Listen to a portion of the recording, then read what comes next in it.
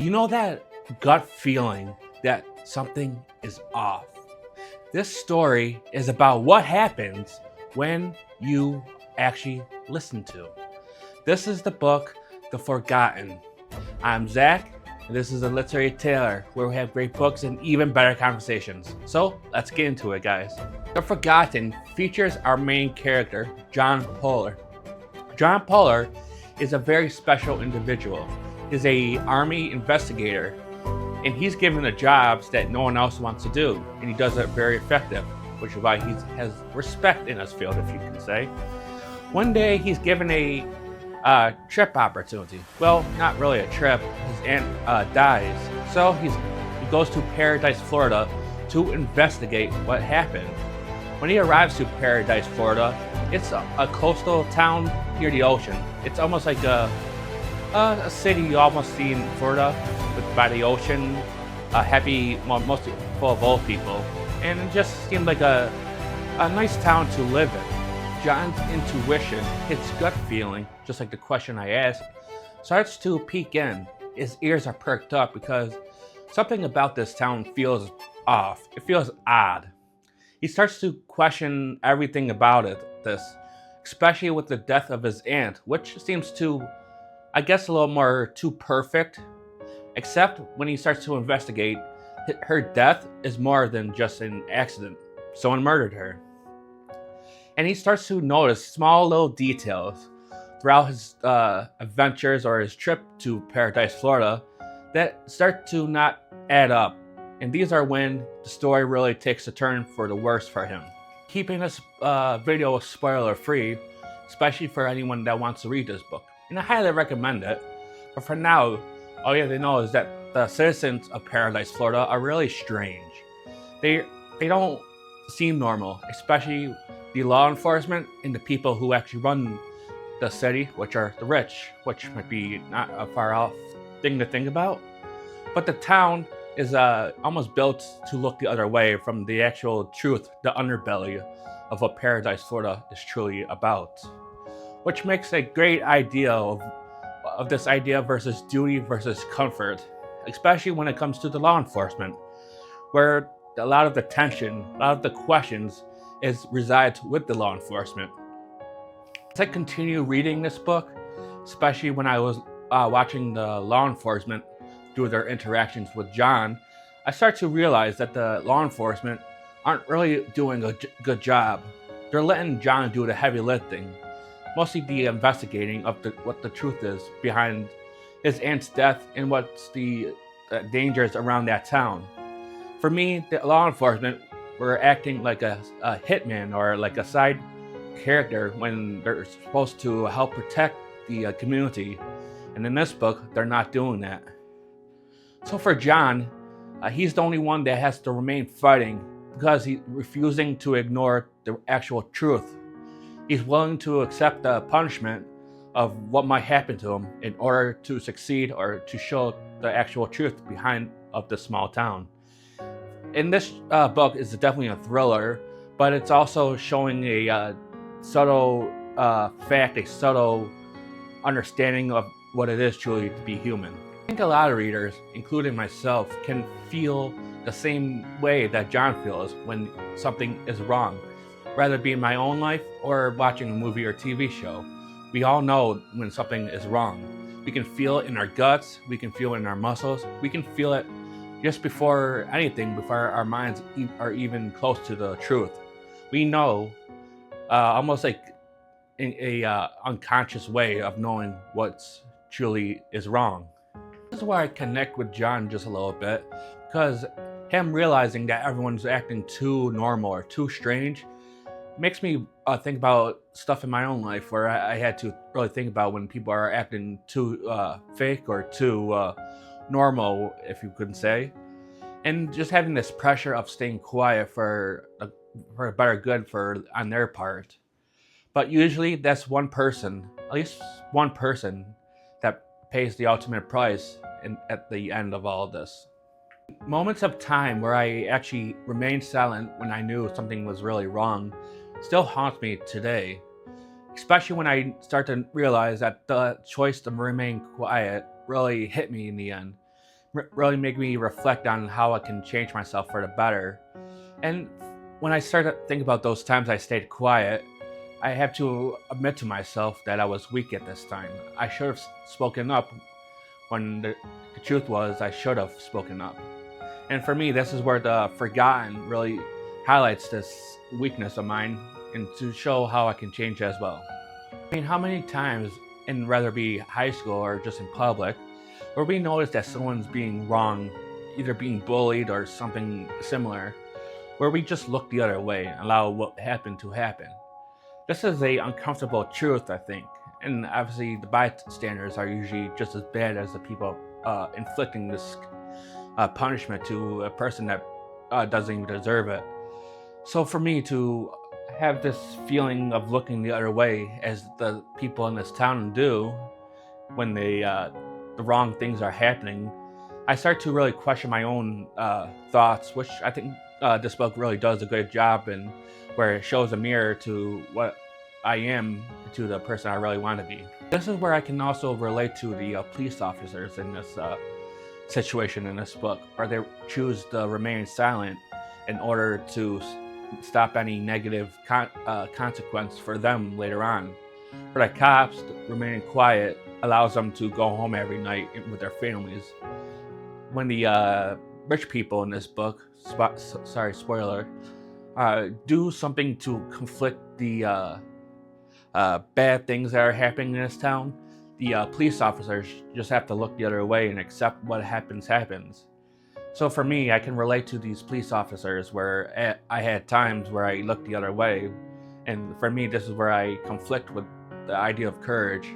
But this confliction with courage is the truth and how I can change in the end.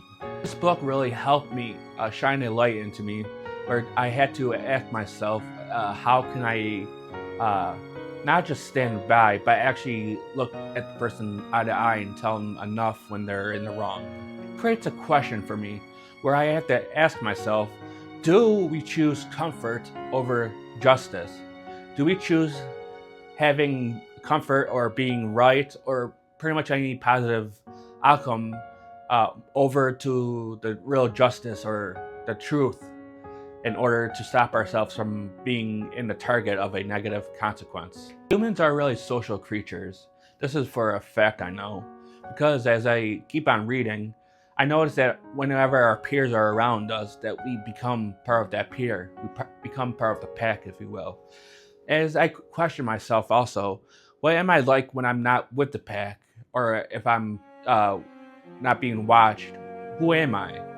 And for me, I start to realize I'm more empathetic. I'm more of a better, more towards a John, if you will, being more empathetic and willing to help when no one's watching.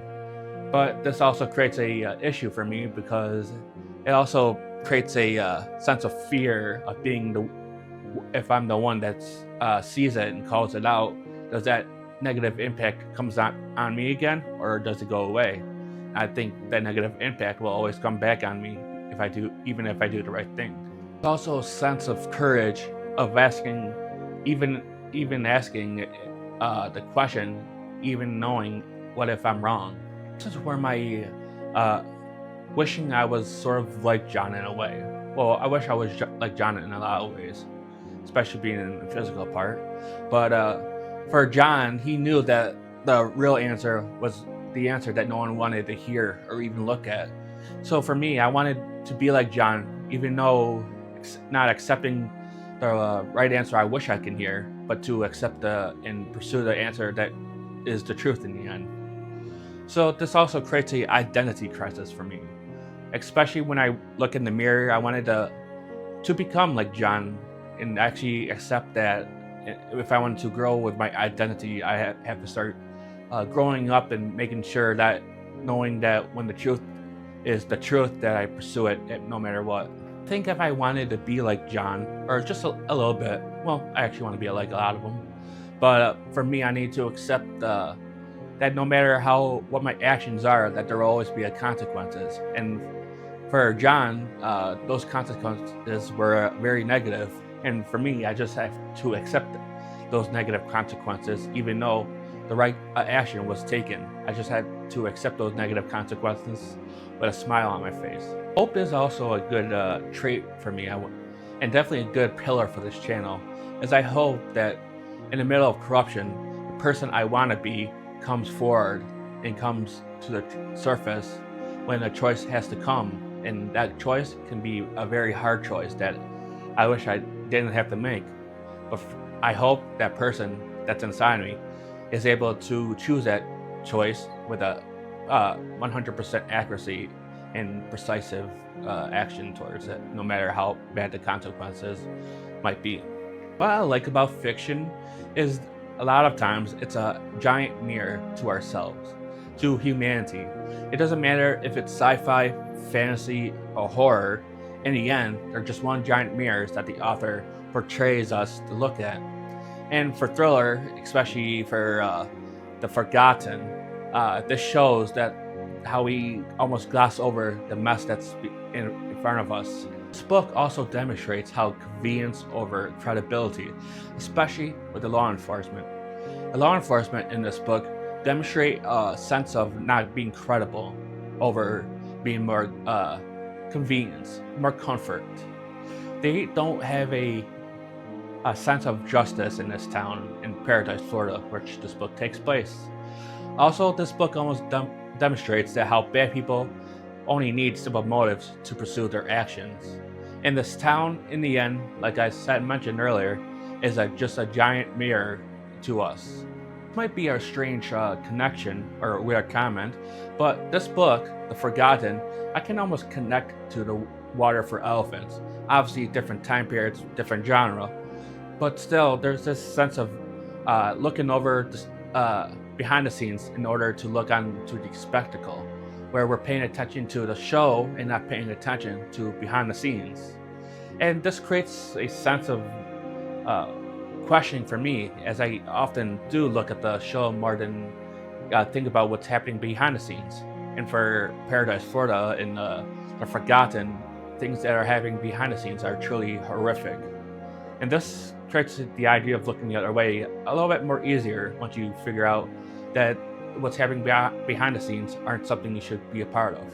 John, he doesn't make courage look so cinematic or like movie. All the courage that he possesses are within, where he feels the sense of justice still needs to shine even through the darkest of times.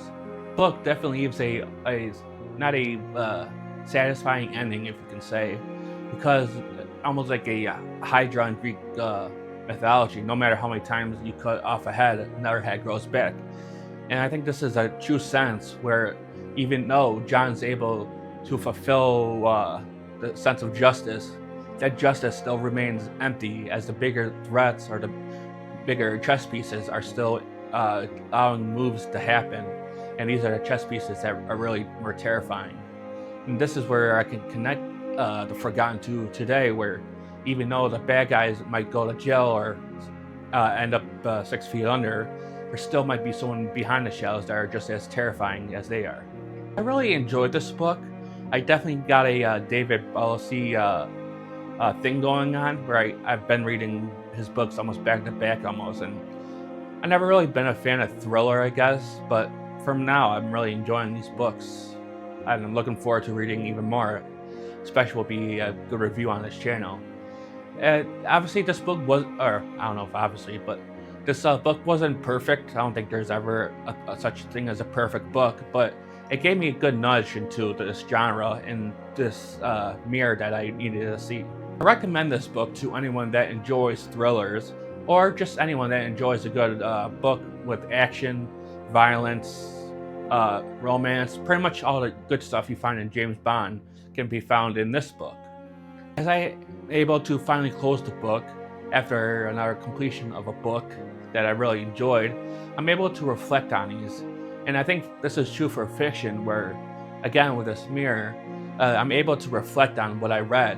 And for me, a tiny promise was made where I encourage myself to, despite having maybe a negative consequence come my way, I'm willing to look at the truth and call out when I know that this truth needs to be heard. This book also shows me how much of a gap I have to go in order to be the best person of myself, the best version of myself, knowing when true justice needs to be served or be heard. This book showed me that despite just being a step forward, I still have many ways to go. Almost like Frodo going to Mount Doom. This is the same type of length I have to go in order to become the best person of myself. I know with every step I take, from every moment that I have time on here, I know I'm moving towards the right direction to become having more of a sense of courage to be able to look someone dead in the eye and say, "You're wrong." One question that still hits me after I long finished this book was how many times have corruption been hidden or has been looked the other way in order to perceive as the common good or the best good, but knowing the truth that this good is also a very bad thing to have happen. Forgotten shows us what happens when we look the other way. It shows us what happens when we choose comfort over credibility or the truth or the justice. It shows us what happens when we refuse to that call of courage, that call of action, in order to protect ourselves, despite knowing that speaking up is the true sense of courage. Even if that one thing is very tiny, it can have a loud impact. Here you guys have it, The Forgotten. If you enjoyed books like these, comment below. I would like to know. I'm building up my own library, so if there's any books that you recommend that have the same sort of idea or same subject matter, please comment. I'm Zach, and this is The Literary Tailor, where we have great books and even better conversations. Until then, guys, happy reading.